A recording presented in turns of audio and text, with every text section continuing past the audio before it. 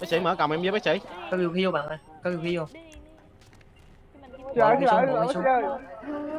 Mới bác sĩ nhỏ quá em không nghe gì hết trơn á. Cho em kiếm chỉ hả? Em đi tù rồi, nãy em mau ra vô lại bị chết á. Hả? Ai vô tù rồi hả? Baby ơi, baby qua đây nè. Dạ rồi để em Sếp ơi, em Bỏ còng đi, bỏ còng với tụi này. Rồi, cảm ơn sĩ nha.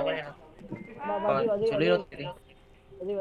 cho em kiếm giấy tờ. sếp ơi, đầm cháy. Cho em kiếm giấy tờ đi anh. Anh ơi, cho em kiếm giấy tờ. Ok. Tiến hành nộp xác nha. Rồi em cảm ơn.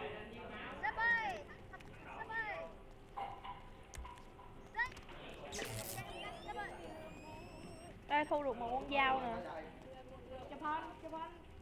Chụp nữa hả?